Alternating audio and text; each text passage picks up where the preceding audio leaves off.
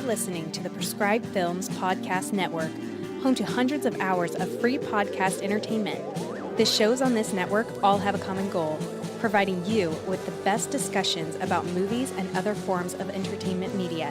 The PFPN hopes to fill your earholes with audio joy. Visit our website with links to all the other amazing shows at www.thepfpn.com. Thanks for listening.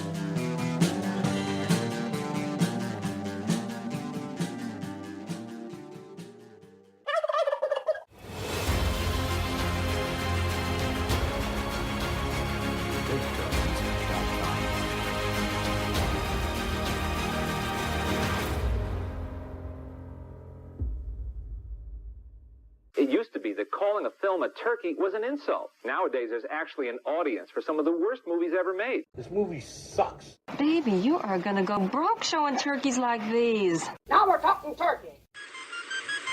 Gobble, gobble, motherfucker. We cannot help but love bad movies. It's turkey time. Gobble, gobble.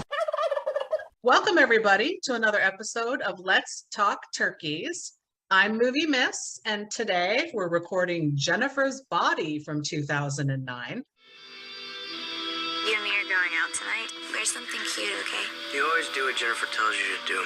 It's just that I like the same things that she likes. Hey, Jennifer, you look really pretty. Why don't you just come by my place? Well, this is random. This isn't really your house, is it? We can play mommy and daddy. No way. We always share your bed when we have slumber parties. Jennifer's evil. I know. No, I mean, she's actually evil. Not high school evil. Chip is looking really cute to me lately. How is he tasting these days? You are never a good friend. You could have anybody that you want. Hi, Chip. You're killing people. No, I'm killing boys. Are you scared? Thought you only murdered boys. I go both ways. I will finish you if I have to. Okay. You can barely finish gym class. So I am being joined by Bug. His name is Bug. First or last? First. What's his last name? Spray? Who is a lifelong lover of this film. Well, at least the lifetime of the film itself. Has loved this movie since it's been out. Was kind of a gateway movie into horror, I think we were talking about before we started recording. So, hello, how are you? And welcome to the show. I'm good. You love this movie. I want to know about it. I do love this movie. Do you relate more, do you think, to like the characters? Is it just fun for you? Like, what do you really like about it? I like Needy. I feel like I relate to Needy in a lot of ways because I used to be in a friendship like that. Okay. Yeah. Was it with a Jennifer?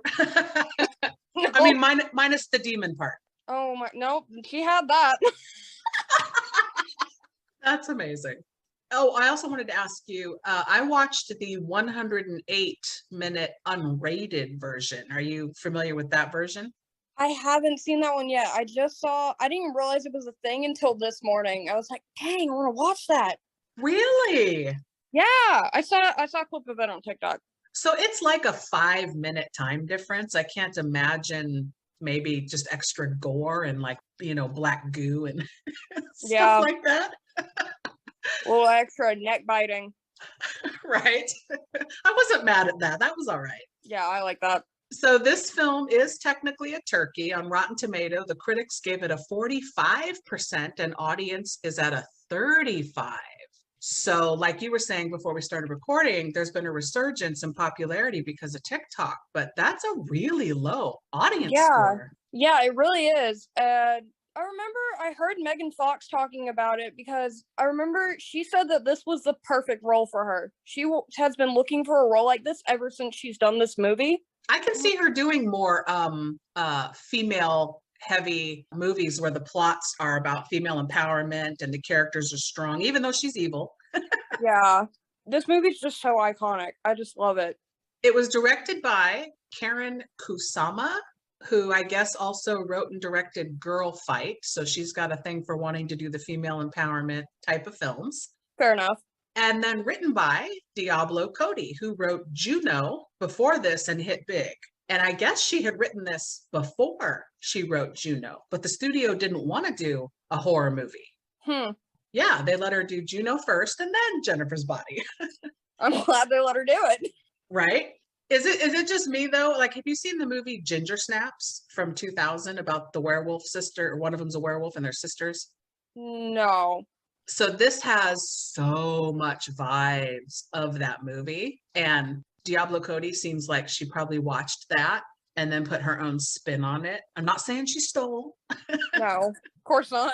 And the movies are very different, but I got a lot of the similar vibes because Needy and Jennifer are so close. They're like sisters, Yeah, pretty much. which I like their bond in this, honestly. I do too. I think they needed that kind of bond for it to turn like it does at the end. For sure. What do you think about the soundtrack in this film? Do you feel like it fits the story, it fits the vibe?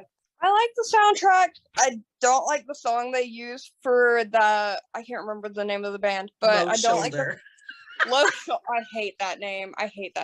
But I hate the song that they chose for them to continuously play throughout the movie. I hate that song so much. Not a fan. I'm with you. I thought that they were hilarious, but I did not like that song. They all look like 6 different versions of Chris Angel. You are so right. Oh my God. I'm not gonna be able to get that image out of my head now. So a little bit of trivia about this. I wasn't super familiar with the band Hole, fronted by Courtney Love, but I guess the title of this movie is a reference to a song by the band Hole. Did you know that? I didn't know that. No, I didn't. That's cool. Kind of lends to that rock vibe, right? Yeah, I'm gonna have to look that up after this is over. So the budget on this movie, 16 million, box office of 31. So it did well. It doubled its money. Yeah, I made a profit. Did you see it? You were probably too young to run out and see it at the theater, huh? I don't think my conservative mother would have let me. No. Unfortunately, I didn't get to see it in theaters. I wish I could have, though. That's what I was going to say. Did you ever? I never saw it in theaters either, but that's okay. All right. So top cast build for Jennifer's Body is Megan Fox, Amanda Seyfried, Adam Brody, and Johnny Simmons. So we can get to other people as we go. IMDb plot for this movie. I feel like it's a spoiler. They say a newly possessed high school cheerleader turns into a succubus who specializes in killing male classmates. Can her best friend put an end to the horror? Oh my God. How stupid is that? Right? Oh, geez. And a little bit spoilery, like bummer. Yeah, like you just had to announce that she turns into a succubus right away. Yeah. So I guess for anybody listening, I guess we should have said, yeah, spoiler alert. If you haven't seen the movie, probably don't listen to this yet. Yeah, maybe not. So let's jump into the plot, shall we? All right. So personally, about movies, when it comes to movies, I love a cold open. I love when a movie just starts with no explanation. And this movie has that. It does. I like that. Yeah, we jump right in with the back of a girl we see sitting in a hospital gown in a room. She's clearly supposed to be in like a mental institution of some kind. And she's narrating for us, and we get shots of her going through her day. We basically learn she's been through something rough. Yeah, to say the least. Yeah, we see actually scars on her body as she's undressing. We learn that her name is Anita, but she goes by the nickname Needy, which I guess, according to Diablo Cody, had double meaning because it's supposed to also be because of their relationship. She's super needy for that other half of, like, Jennifer's the other half of her. Yeah, that would make sense. If that makes sense, yeah. I thought that was kind of cool. I feel like Jennifer probably gave her that nickname. Probably. So then we find out that Needy has been diagnosed with hallucination and fits of anger. She kicks a nurse, fights with orderlies. They toss her ass into an isolation room right quick. All over a toastum. That's right. And then we get more voiceover, which this movie has a lot of. So if you're not a fan of voiceover, this is not the movie for you. She tells us she hasn't always been this way, that she's from a town called Devil's Kettle, and that she was mostly normal, whatever that means. Right? So then the music starts and credits start to roll, and we get title card Jennifer's body as we zoom in right on Megan Fox's body sitting on her bed. Yeah, Needy's definitely not creepy at all in that scene. Oh, I know. She's a total creeper, like outside the window. Yeah, like what is that even for? Like she hasn't even been creepy yet. You're just standing out her window for no reason. Exactly. We see that and go, okay, right at the beginning. Okay then. But then the movie puts a pause on that, and in voiceover, Needy tells us 2 months ago, and then we get to go back in time and see how this is all led up to this moment. So it's she and Jennifer and her boyfriend Chip, and they're in a normal high school, just being normal kids.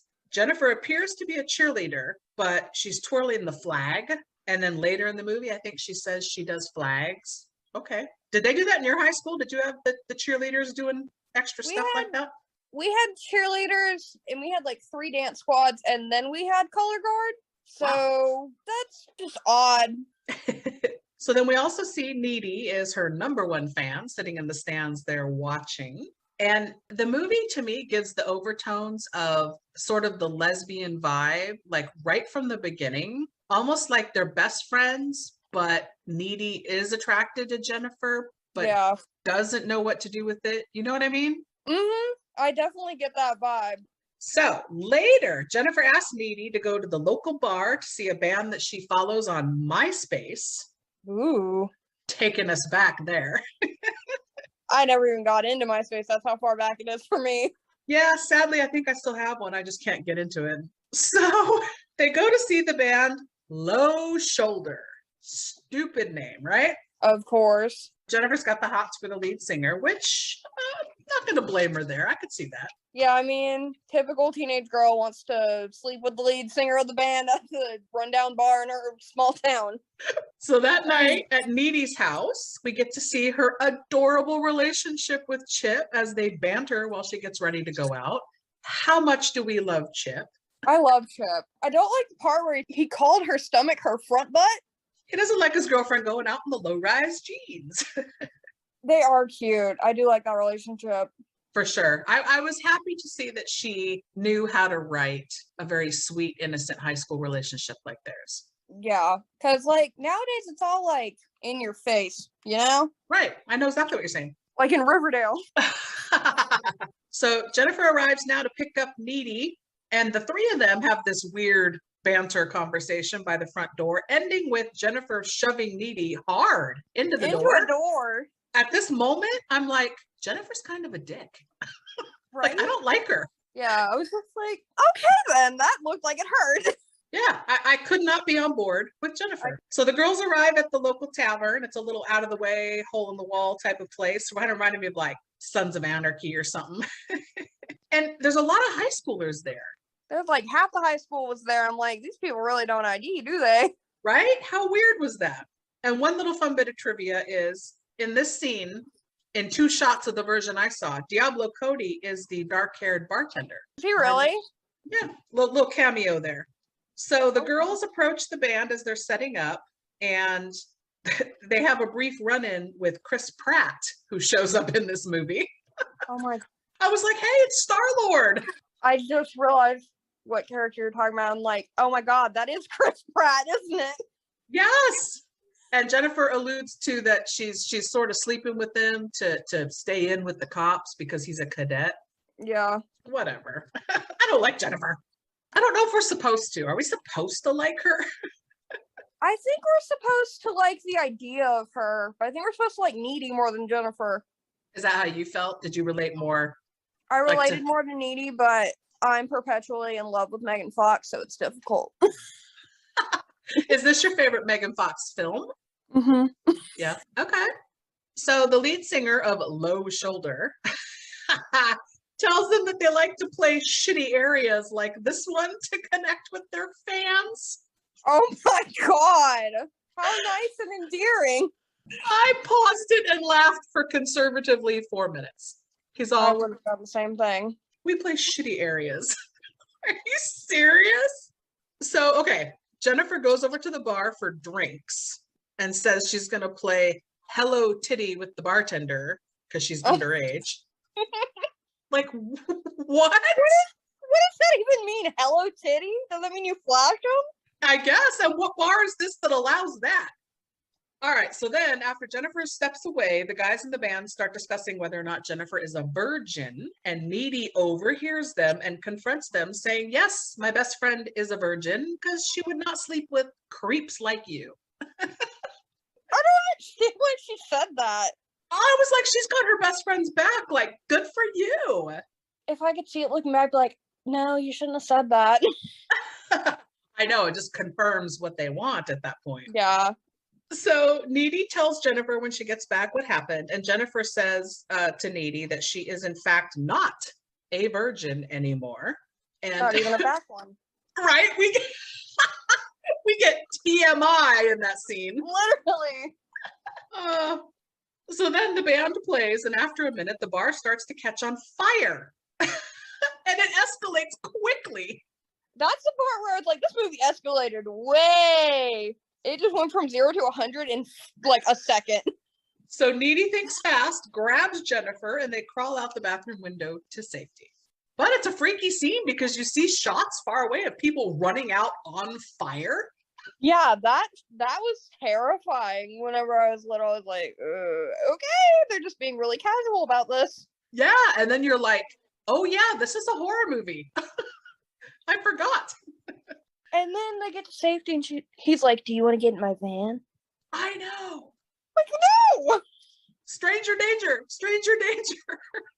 And yeah, and he's like, I've been looking for you guys everywhere. I'm like, you've been looking for these 2 underage girls the whole time?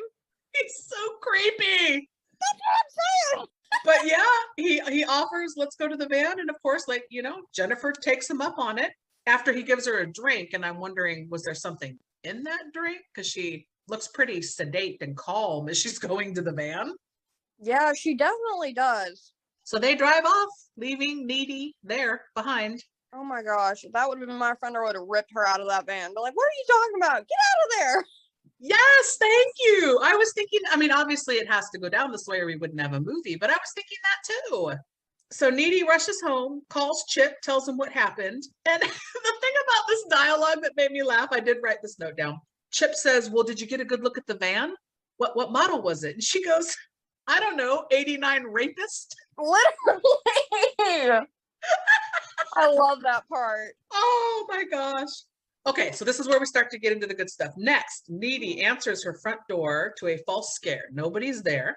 Then she heads to the kitchen because she hears noises, and she finds Jennifer there looking like shit, covered in blood. Do you not just grab the phone and call 911? Your friend shows up covered in blood. Right? Like, I would immediately be like, what happened? I need to call the cops. Exactly. But Jennifer doesn't say anything. She just begins rummaging through the fridge, and she starts gross, like eating this chicken, like ripping it. Yeah, and and then Needy's, oh. Actually, my mom got that from Boston Market, and I'm not supposed to eat it. I'm like, what do you mean? That's the least of your concerns right now. Yes, that's the next thing I was gonna say. It's so gross that she's ripping through that chicken, but you got to be looking at her going, what the fuck is going on? Literally. And then she just throws up everywhere. Oh, it was so gross. It really was. And she just threw up all over Needy. I would have been so mad. And then later we hear her description about how it was black and gooey and full of like pine needles or something. So gross.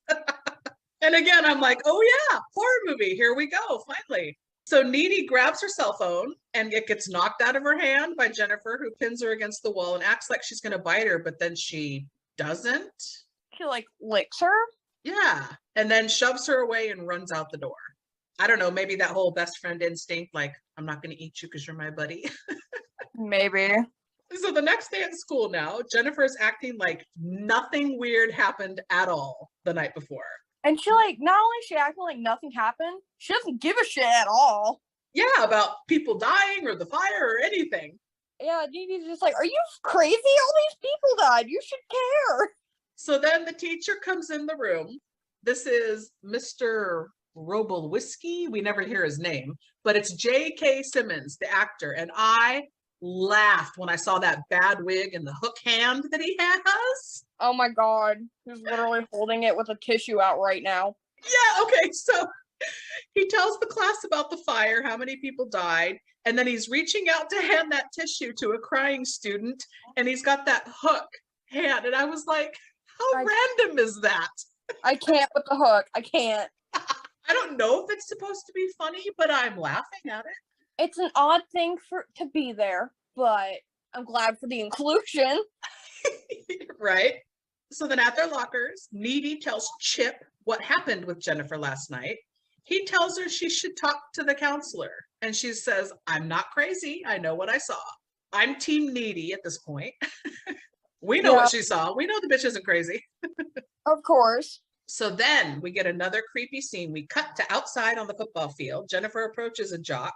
He tells her he misses his best friend. She uses that story to kind of connect the dots with them and then leads him off into the woods with the assumption that they're going to have sex and fool around. Which is just kind of shitty in the first place. You know he's grieving, and now you're going to murder him. Right? I mean, it's like she's a succubus or something. Almost as if. So she kills him. And then this scene, again, I had to pause it and laugh. It was so weird. Right at the end, we cut to that teacher with the hook, and he's getting in his car, and he hears him screaming in the woods, and he's all, let it out, kids, just let it out. like he's like screaming because he's so upset. I was like, are you for real? So the teacher then wanders off into the woods and finds the kid's body. So then we cut to Needy now at home with her mom, who was not in this enough. I loved her mom. I don't even remember seeing her mom in the movie. Now I'm thinking about it. Yeah, it's a random scene where they're at the table together in the kitchen, and the mom tells her she had a nightmare that Needy was being killed and she couldn't save her. And then she makes the comment, one day that could happen. Like, you'll need me and I won't be here. And I was like, foreshadowing much? Literally. So later that night, Jennifer calls Needy and they have a bizarre, shallow conversation with Jennifer asking Needy what Chip is packing in his pants. Why do we want to know what our best friend's boy is packing? I never understood why, like, she can kill all these people, but she's like, oh, I want my best friend's boyfriend. I almost got the feeling like Jennifer, in a weird way, is jealous of Needy for not having to worry about being pretty and popular and all those other things. Like, she can have real deep relationships with people, including Chip. Yeah, I get that too. Other than this whole succubus thing, Needy seems pretty happy. The succubus thing really just ruined her life. So Needy hangs up on her and goes to meet Chip at the park, and they discuss the fire and the death of the kid in the woods. And then time elapses, and Needy narrates in voiceover that the town is now famous for tragedy, and everyone is sad except Jennifer. I feel like everyone should be taking that, I don't know, as a red flag a little bit. Yeah, there are several red flags that come up, and I'm shocked that, I mean, I know we're focusing on Needy and Jennifer's story, mostly Needy, but why isn't the town being more proactive and investigating all the weird stuff? Yeah, they're just like, oh, someone ate him. That's it. Right? They said he looked like lasagna with teeth. It's so gross. Oh my God. Okay, so at school now, the teacher with the hook hand there tells his class it has now been a month since the fire, and that the band Low Shoulder, I just can't say that name seriously. I hate the name. They're going to be giving 3% proceeds of album sales to the families affected by the fire. How big of them? 3%. Oh, goody. So then after class, Needy and Jennifer are walking the halls, and Jennifer looks like she's been through it. She is tired, acne, hair unwashed. Like, oh yeah, girlfriend has been through it. So Needy and Jennifer are walking, and they get approached by gothy, artsy, cliche-looking student Colin, played by Kyle Gallner. I love him. I do love him, but I was kind of mad at Diablo Cody for writing such an obvious walking cliche of a character. Right? Like, no one else is really that kind of cliche, and then there's him.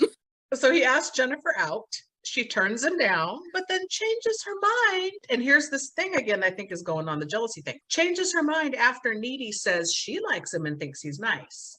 Then Jennifer goes, oh, you do? So Chip now invites Needy to his house later, and we cut to later, and he and Needy are making out. And then we cut to Colin arriving at Jennifer's, what he thinks is her house. Mm, Ooh, boy, do you go in there if somebody says this is my house? no, that's not your house. Yeah, that's That's nobody's. my house. That's creepy serial killer's house. Oh, peace out. No, thank you. Literally. Oh my God, no. So now we cut back quickly to Needy and Chip having sex. And I'm assuming the way they play the scene, it's like their first time. That's what I get. That's the vibe I get. Super cute, though. And then we cut back to Colin finding Jennifer in an abandoned room, but it's filled with candles and a boombox. I would have run the hell out. Me the fuck too. That's no, thank you.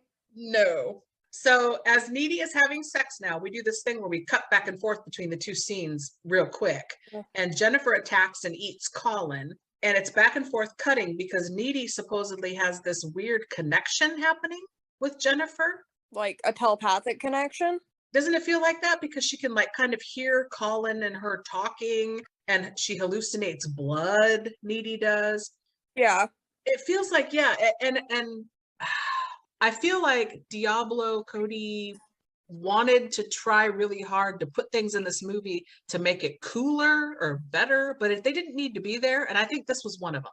Yeah, I think so too. Cause Because it doesn't make sense.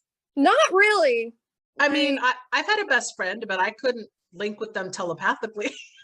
But I'm thinking like maybe they were trying to go for where she was trying to seduce Needy. She was trying to seduce Needy too. Like I think that's what she was trying to do too, just not like murder her, but like seduce her so she could manipulate her. Interesting. That's a read that I did not think of. That's great. That makes it make sense for me. So Needy freaks out after seeing and hearing all this. She leaves Chip's house crying. She starts driving and swerves when she sees Jennifer in the middle of the road. I would too. Panics. Jennifer jumps on the hood of the car, and Needy just rushes home, rushes into her room, yelling for her mom, who, shocker, isn't there when she needs her. Just casual, normal, bestie things. Good mom vibes. Right? I feel bad for Needy at this point in the movie. Like she's got nothing and nobody. I mean, she's got Chip. Really? And that don't even work out. So she runs up and hops into bed and gets startled when Jennifer pops up from under the covers. Rightfully so. Now, I have to say, you know, horror movie, I've seen a million of them, so I saw that coming, but I was still startled when it happened. Yeah. They proceed now to make out for no reason other than, like you said, maybe that's that weird. I want to say it's like almost queer baiting, but Megan Fox is bisexual, so I don't really know. Yeah, it's hard to say too. Yeah, if they've just been best friends for so long and they were headed this way eventually because of their deep feelings, or is it the weird succubus is making her feel like she can act on it now? Yeah, that's kind of the thing I was getting from it too. Okay, because that's kind of how I felt. Yeah, that makes a lot of sense.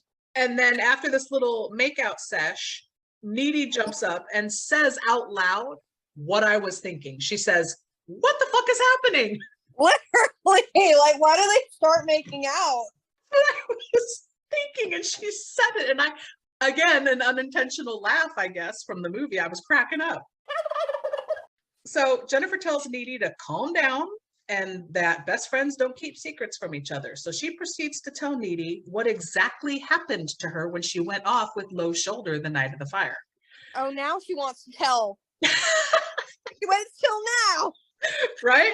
Bitch took a long time getting there because I tell you what, I paused it and did a time check on the movie. This revelation of what's going on happens at 1 hour, 1 minute in.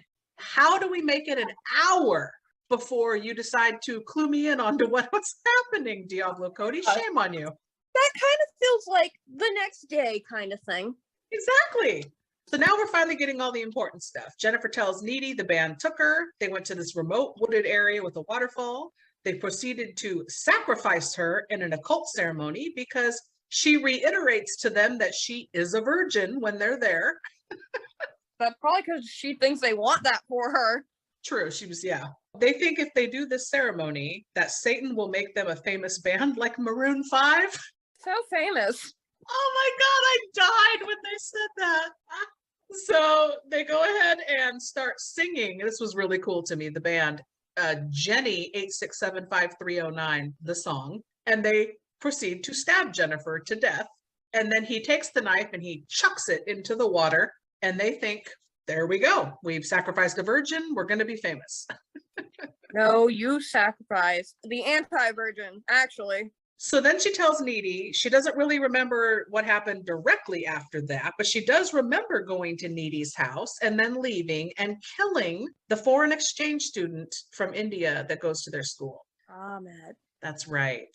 Yeah, I always remember that part being weird. I'm like, nobody knows he's alive? Like, I feel like people saw him walk out of the bar. Like, that's exactly what I was thinking too. So she also takes this moment to show Needy that she has like instantaneous healing power by stabbing her arm and ripping it and it closes right back up. I thought that was kind of cool. I remember that other scene, I know I'm backtracking, but that scene on the phone call when she like burns her tongue. Oh, and that's she goes, right. Yeah, and she goes, I am a god. And he's like, I gotta go. Yeah, I would have done the same thing. That's right. I think I skip over that because it always grosses me out. I don't like to see somebody burning their mouth. I usually skip over it too. So Needy tells her to leave and Jennifer just jumps out the second story window. Very casual. So then we cut to Needy attending Colin's funeral, which is an odd scene for the movie. Yeah, I feel like it's only there so that Colin's mom, who we never see again, gets the opportunity to have this really cool flipping out scene. Yeah, that funeral scene didn't really make sense to add in there for me. Yeah, didn't it feel like it just didn't need to be there at all? Yeah, like you didn't really need that. I feel like you barely even needed, well, other than the telepathy thing, you barely even needed Colin. Right, exactly. Poor Kyle Gallner. He needs all the work he can get. He's a good guy. He does. So Needy narrates some more as we see her in a library saying that she's decided to do some research into the occult and paranormal. And she figures out that because Jennifer wasn't actually a virgin, the ritual allowed her body to be possessed by a demonic succubus. Oh, got it. Still way over an hour in, we're figuring this all out. Yeah. Needy runs into Chip at school and he tells her, all excited, it's so cute, that he got tickets to their spring formal dance. Needy says, we shouldn't go to the dance. I feel like she took the wind out of his sails. I was so sad for Chip. Yeah, he was like, excuse me? We're going to the dance. We just bought the damn tickets. But then she takes him off privately and tries to tell him about Jennifer. And this is one time in the whole movie, and I don't know if this affects you the same way, but I like legit belly laughed. I laughed so hard when she's talking to Chip and she goes, Jennifer's evil. And Chip says, I know. And she says, no, she's actually evil, not high school evil. I died. Yeah. Because we all know that, right? We all know high school evil. Oh my God, yes. And that was the one really, really true good line that she wrote in this movie. I was like, yes. I love that. So after what I thought was a very reasonable and calm explanation from a book, Needy's telling him, what's going on. Chip doesn't believe her. After all this, he's like, oh, now I don't believe you. Yeah, I was kind of bummed he wasn't being the supportive boyfriend that she needs right there. Well, look how well that turns out for him. Right? Oh, too soon. So he gets upset because he's blown $12 whole on her corsage that she won't be using for the dance. And I gotta say, Chip, you're a boy. I understand. High school kid, $12 is a lot of money, but it only gets worse, bro. Like a dozen roses. Yeah. Crying over $12 now? Son, you're gonna be buying $60 dozen roses, so buck up. So Needy speaks some more in voiceover narration. We see her getting ready for the dance. And I gotta ask, high school dances, was that your thing or not so much? Hell no. Oh my gosh.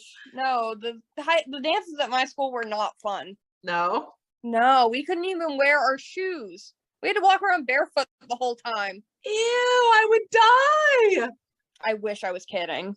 Oh my God, you poor thing. So you didn't get to do like the whole poofy bad 80s hair and dress like Needy does in this movie? No, unfortunately. That would have been awesome. Did you like her look for this? I thought it was a bit over the top.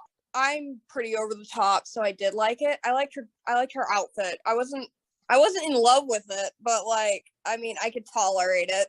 For the hair though, I was like, oh girl. Yeah, I was like, no, not the hair. Not the hair. I like the dress way better than the hair. So then we cut to quickly Chip getting ready anyway to go to the dance, and his mom gives him pepper spray. Ladies pepper spray. I didn't know that was a thing. Oh yeah, I've got a bedazzled thing of pepper spray on my purse. Okay, then I guess it's a thing. So then she takes this picture with his little sister, which I thought was a cute little moment. And it just reminds me of like how sweet and innocent Chip is really in all this. Mhm. Then we cut to the dance where Needy is waiting for Jennifer. But then meanwhile outside, Chip is walking through the park heading to the dance, and Jennifer is there following him. That makes sense because she knows Needy's at the dance. She knows she's waiting on her, so you better get there before Needy can even find out. Right. I thought that was actually smart on her part, because especially if they have that kind of weird psychic-y thing going on. Mm-hmm. So then she confronts Chip and says, hey, I'm worried about Needy. And she tries to upset Chip by saying that Needy has been having sex with Colin behind his back. I forgot about that part. That was a low blow, I thought. Yeah, that is pretty low. Like, I guess it's gonna work in her case, but just saying that that's fucked up. So back at the dance, the teacher with the hook hand is up there introducing the band Low Shoulder, who took time out of their world tour to come play the dance. Oh, thank you so much. Not like they don't hear enough of that freaking song 20 times a minute. I have to say I'm with you. By the end of the movie, I was so sick of that song. We cut to now Jennifer putting the moves on Chip. And as they kiss, Needy gets that psychic thing that something's happening, and she runs out to find Chip. I kind of noticed that they experience telepathy when someone's doing something sexual. No, that's a good point. Friend sexual telepathy? Is that a thing? Well, if your friend's a succubus, I guess so. I mean, yeah, that sounds about right. So Jennifer and Chip decide to take a stroll over to this dilapidated building with a pool inside that hasn't been taken care of in, I don't know, 50 years. It's so gross. Yeah, it's really disgusting. I mean, just watching them walk into that room, I think I caught 3 diseases just from watching it. Yeah, I think there were spiders crawling in the water. It's so gross. Props to the set designer, because that grossed me out. Oh yeah, I'm from Louisiana. We have spiders in our pools constantly. Oh, no thanks. Trust me, you want to pass up on it. So Jennifer and Chip start kissing, and when he says, I can't do this anymore, she just tosses him into the water. Oh, I about puked. He's like, okay, good, I can't either. So Needy, meanwhile, is running through the park looking for Chip, finds the corsage by the tree, hears Chip yelling far away in that building.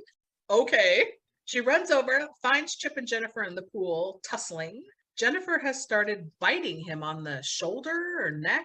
Yeah, I think Needy walks in, he's like already like getting eaten, and that's like why she jumps in the pool. Oh yeah, she just jumps in, just doesn't even think about it, wants to save Chip. And she's tussling with Jennifer and then pepper sprays her. Oh yeah, because that'll do something. But I was like, yes, the pepper spray has come back. I mean, put it to good use while you have it.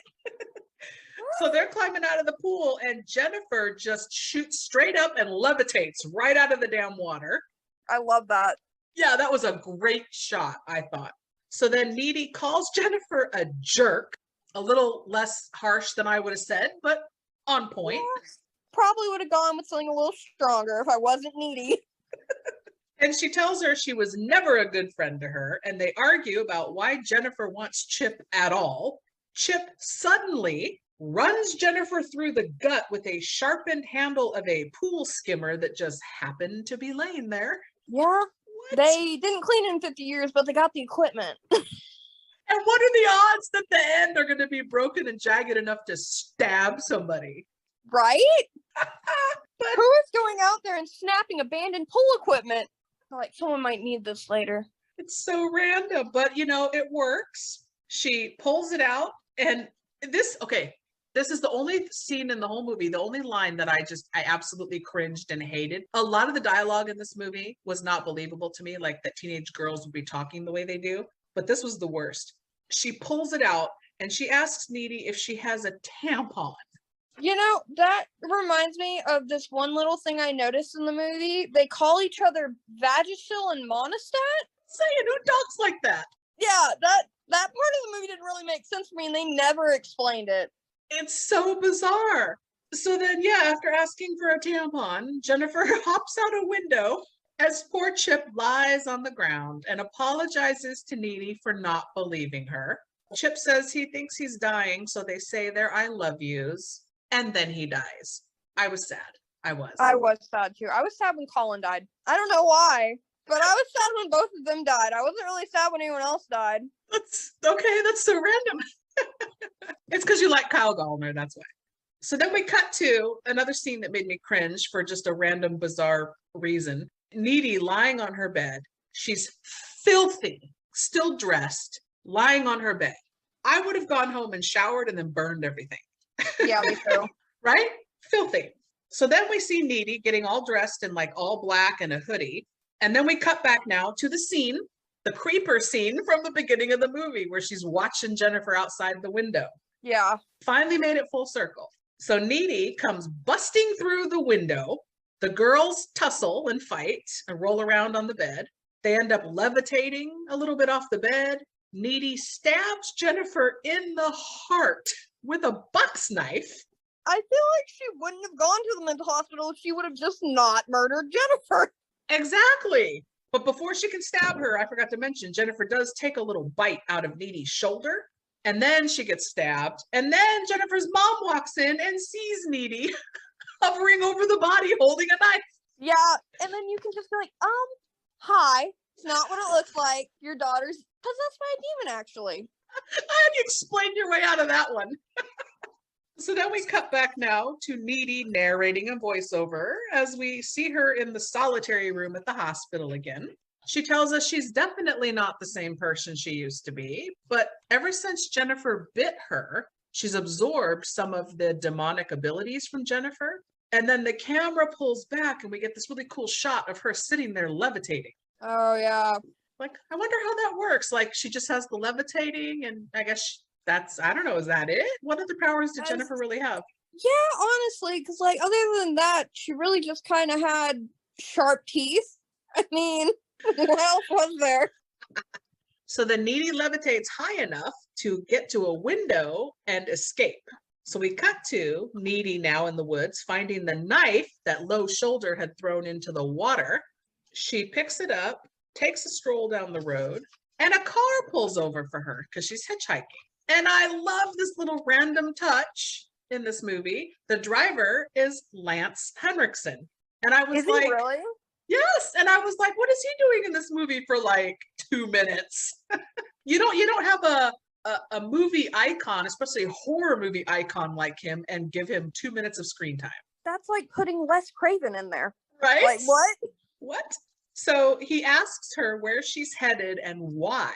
Needy tells him she's headed east because she's following a band. And tonight is going to be their last show. Ooh.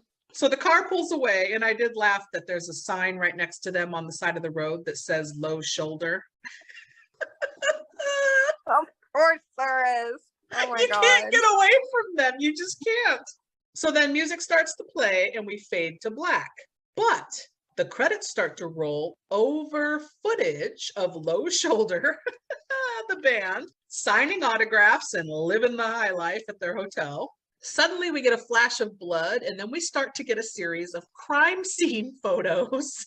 I loved this. I know. It just made it so much better. So we see that the band has now been killed. And I love the last final shot is the lead singer with his knife in the stomach. Oh, yeah. He will not be singing anymore.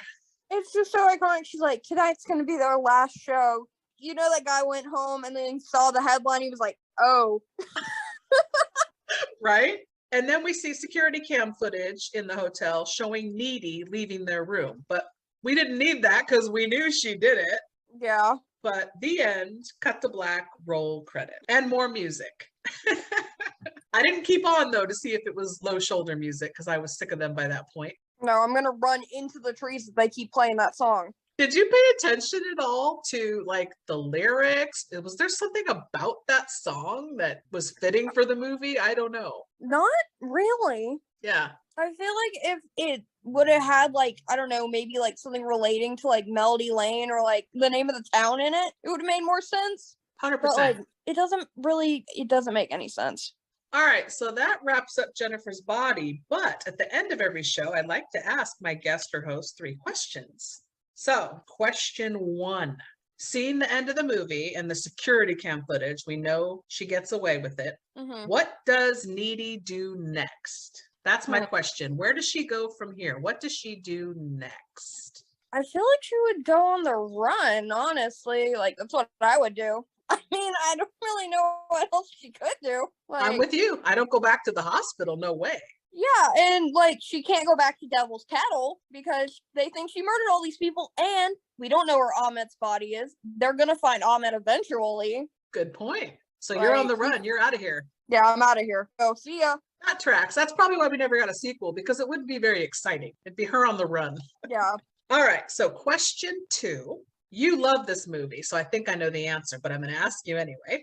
Would you recast this, any of the roles, not just the leads? Do you put anybody different in this movie, or would that change the movie? No, I don't think I would.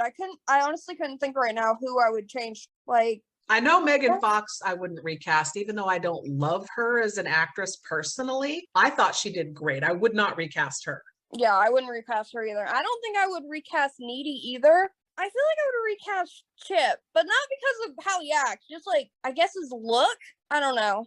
To me, he played young, and I can't see Jennifer even interested in him at all. Yeah, that's why I'm like, I feel like Jennifer would not be anywhere like, that's not her type at all. So why, other than her being Needy's boyfriend, is she hitting on him? Right. So you wouldn't recast Low Shoulder?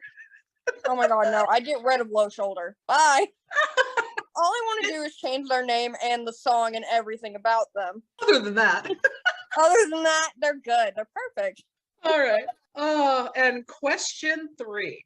When you were in high school, were kids this hip and fast talking? Like, this script kind of reminded me of like Dawson's Creek or Gilmore Girls, where the kids speak in words and phrases that we just didn't use when we were in high school. Did you know people like this, or is this completely like Hollywood version? I feel like this is like, I feel like it's like a mix between Hollywood version and my school, because like my school is very over dramatic about things. Very like Southern conservative school. They like to play things up. I feel like it's just like a mix of both. Did you hang with any clique in particular that you felt like you're like, oh, I remember hanging with those people in high school? Like, did this remind you of any real high school experience at all? Jennifer specifically reminds me of this one girl who acts just like her, minus the succubus thing. Like, oh my god. That you know of. Yeah, that I know of. I mean, people did die a lot in high school. I don't know. Just Some saying. shady stuff going on down there. So I've got a few years on you, I think. I was in high school in the mid 80s, and people were smart, but not to this level of the bizarre dialogue that was in this movie. Yeah. And I thought it funny too that they had her like saying she's a cheerleader, but she was twirling a flag, because I myself was on color guard in high school. In my high school, that was not a cheerleader. No, and we were not that cute. Oh no. The uniforms are god awful. Those uniforms are so cute. What the hell? I know, right? And the dress code. Can we talk about the dress code at this school?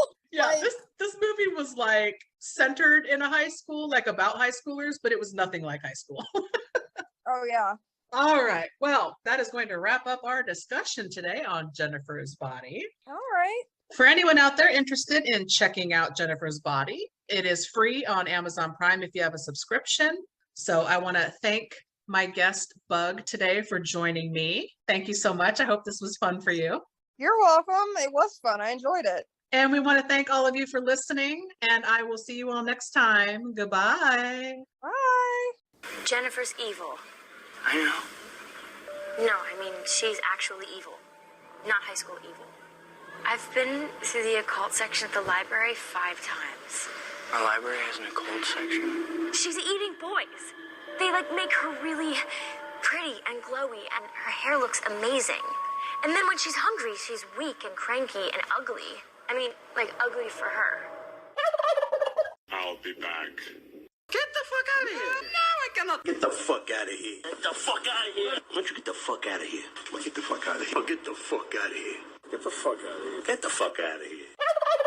Hey listeners, Movie Miss here. Listen, I know you have a lot of options when it comes to podcasts, so thank you for listening to the show. I know everybody says this, but for a fledgling little show like ours that's just hanging on, it would really help us if you could subscribe, rate, and review the show on Spotify, Apple, YouTube, Good Pods. We're also on Pandora, Audible, Amazon Music. It would really help us grow the show and reach more people if you could subscribe and then rate and review, which is really the key part of it. Make sure to be part of our bad movie conversation by following us on social media. Interact with me on social media. I'm on Instagram at Movie Miss, which is movie_miss.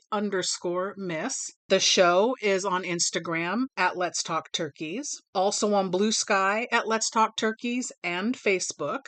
You can also chat with like-minded bad movie lovers in our Facebook discussion group. Also, hit me up on socials if you want to be a guest on the show. Always looking for guests. I can assign you a movie, something we think is fun, or you can bring a movie that you think is a bad movie if it has a low Rotten Tomatoes score, or you just really don't like the movie, but you like to talk about it. That's half the fun, I think. Again, this goes without saying, but I'm going to say it. Without you, the show wouldn't still be kicking around. So thank you so much for hanging in there with us. You're still here? It's over. Go home. Go.